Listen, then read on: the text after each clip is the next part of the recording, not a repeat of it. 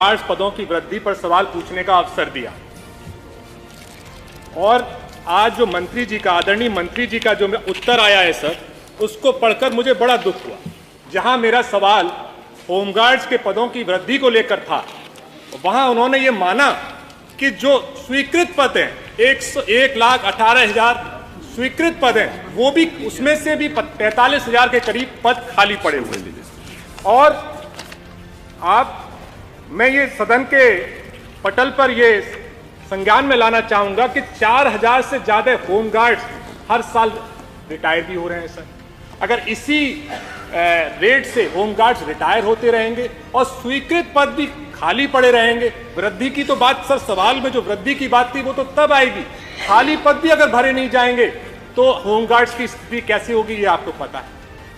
क्योंकि sir home guards अतिरिक्त police सहायता का काम करते हैं। वो काम करते हैं शांति व्यवस्था में ड्यूटी देने का, यातायात में भी ड्यूटी देने का, 112 पे भी ड्यूटी देने का, महत्वपूर्ण और सरकारी प्रतिष्ठानों की सुरक्षा में भी काम करते हैं। कभी कभार इमरजेंसीज में भी उनका इस्तेमाल किया जाता है, फायर लग जाए, फ्लड आ जाए, कुंभ जैसे बड़े आयोजन में भी उनका इस्तेमाल होता है। तो जहां पर उनके पदों में वृद्धि होनी चाहिए थी, यातायात की वृद्धि को देखते हुए, जनसंख्या की वृद्धि को देखते हुए, आयोजनों की वृद्धि को देखते हुए वृद्धि तो हुई नहीं सर। जो स्वीकृत पद बहुत सालों से पहले जिनको आंकड़ों के हिसाब से स्वीकृत किया गया था, वो भी खाली पड़े हैं।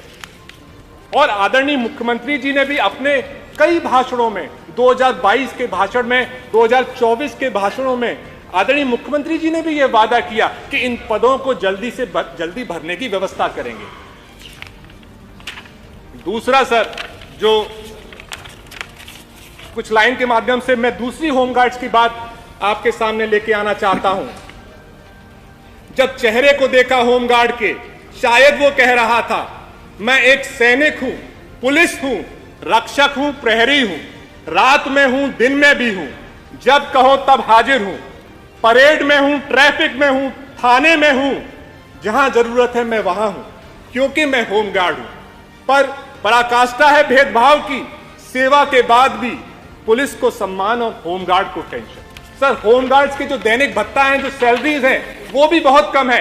18,000 रुपए सैलरी, आदरणीय मंत्री जी ने पिछली बार कहा था कि 18,000 रुपए तक की सैलरी या दैनिक भत्ताओं के हिसाब से उन्हें मिलता है, जबकि वही काम जो पुलिस पर्सनल, पुलिस कांस्टेबल्स करते हैं, उनकी सैलरी 28,000 से ज्यादा चालू होती है और 70,000 तक उनकी चली जाती है। तो ऐसे में जो होमगार्ड्स के परिवार हैं, उनके भाई बहन हैं, उन पे जो अपने माता पिता की जिम्मेदारी है, वो भी वो कैसे पूरी करेंगे। और अभी 40,000 करोड़ का बजट में होम के लिए प्रावधान भी है। तो और एज पर पुलिस एक्ट भी सर, कोई ये जरूरी भी नहीं है कि 5 मिनट पूरे करने हैं। 5 नहीं सर, मैं 5 से पहले खत्म नहीं, मैं ये नहीं कह रहा, मैं कोई जरूरी भी नहीं है कि 5 मिनट पूरे करने हैं। मैं पहले खत्म करूंगा sir. As per police act, home guards when called shall have the same power, privileges and protection as member of police force। ये पुलिस एक्ट भी कहता है सर। तो उसके लिए उनकी दैनिक भत्ता, उनकी सैलरी पुलिस पर्सनल्स के हिसाब से हो जाए, जो उनके खाली पद हैं वो भी भर जाएं और उनके पदों में वृद्धि भी। तो मैं सर इसी बात कहने के बाद अपने अनुपूरक पर आता हूं सर। क्या वर्तमान की